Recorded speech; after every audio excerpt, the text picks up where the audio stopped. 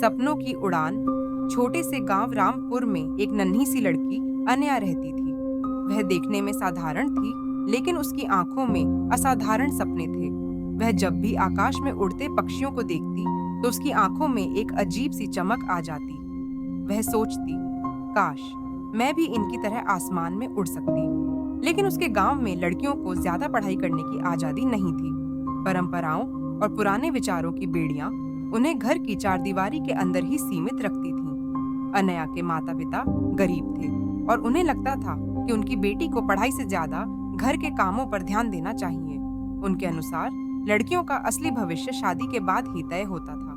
पर अनया का मन कुछ और ही कहता था।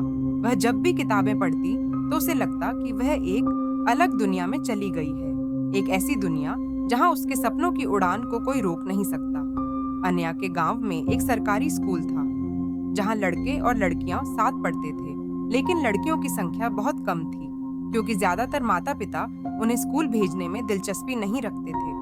अनया की माँ भी चाहती थी कि वह घर के कामों में उनकी मदद करे, लेकिन अनया के पिता थोड़े उदार विचारों के थे। उन्होंने अनया की जिद देखकर उसे स्कूल भेजने की इजाजत दे दी। अनया हर रोज बड़े उत्साह से स्कूल जाती और खूब मन लगाकर पढ़ाई करती। उसे विज्ञान और गणित में खास रुचि थी। वह अक्सर अपने शिक्षक श्रीनिवास सर से नए नए सवाल पूछती, जिससे पूरी कक्षा आश्चर्य में पड़ जाती। एक दिन जब स्कूल में एक विज्ञान मेला आयोजित हुआ तो अनया ने वहां भाग लेने की ठानी, लेकिन समस्या यह थी कि उसके पास कोई संसाधन नहीं थे। मैं कैसे भाग लूंगी, मेरे पास तो कुछ भी नहीं है, उसने उदास होकर अपनी सहेली सुषमा से कहा। सुषमा ने मुस्कुराते हुए कहा, तू चिंता मत कर, कुछ न कुछ उपाय जरूर निकाल लेंगे। दोनों ने मिलकर घर पर ही कागज और लकड़ी के टुकड़ों से एक छोटा सा हवाई जहाज बनाया। अनया ने विज्ञान की किताबों से पढ़कर उसकी संरचना को बेहतर बनाया और अपनी छोटी सी रचना को लेकर विज्ञान मेले में पहुंच गई। मेले में बहुत सारे होशियार बच्चे थे जिनके पास महंगे प्रोजेक्ट थे।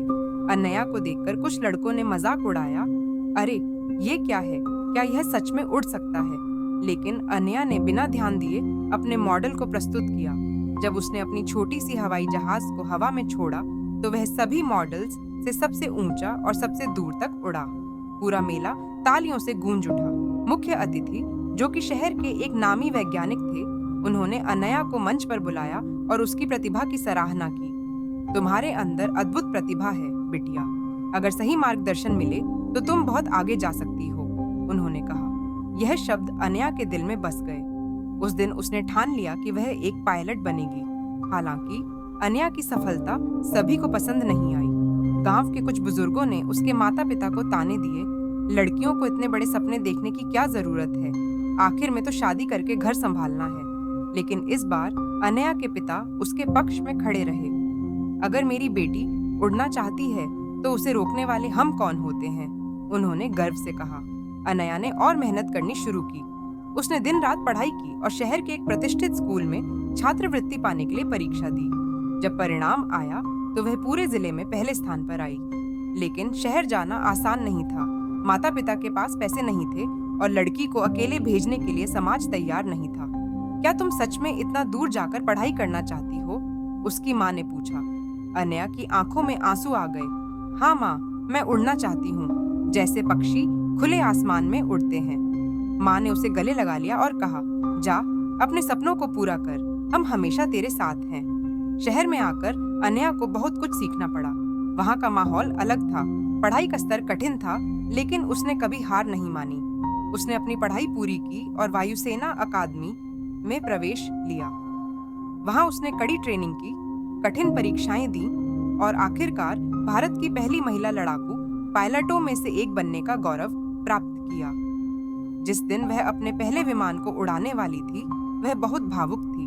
उसने अपनी वर्दी पहनी और अपनी माँ पिता की तस्वीर देखकर मुस्कुराई। जब उसने पहली बार अपने विमान को उड़ाया तो उसे अपने बचपन के वे दिन याद आए जब वह आकाश में उड़ते पक्षियों को देखकर सपना देखा करती थी। उसकी यह उड़ान सिर्फ उसकी नहीं थी, बल्कि गांव की उन तमाम लड़कियों की थी जिन्हें कभी सपने देखने से रोका गया था। कुछ महीनों बाद अनया को सम्मानित करने के लिए उसके गांव में एक कार्यक्रम आयोजित हुआ। वही गांव जहां कभी लड़कियों की शिक्षा को महत्व नहीं दिया जाता था, आज गर्व से उसकी उपलब्धियों की चर्चा कर रहा था। अनया, हमें माफ कर दो, गांव के बुजुर्गों ने कहा, हमने कभी नहीं सोचा था कि एक लड़की इतना कुछ कर सकती है। अन्या ने मुस्कुराते हुए जवाब दिया, अगर हर माता पिता अपनी बेटियों का साथ दें तो वे भी आसमान छू सकती हैं। उस दिन से रामपुर में लड़कियों की पढ़ाई को बढ़ावा दिया जाने लगा। अन्या की कहानी वहाँ की हर लड़की के लिए प्रेरणा बन गई। अन्या की कहानी हमें यह सिखाती है कि सपने देखने और उन्हें पूरा करने का हक हर किसी को है, चाहे वह लड़की हो या लड़का। अगर मन में हौसला हो तो कोई भी कठिनाई बड़ी नहीं होती।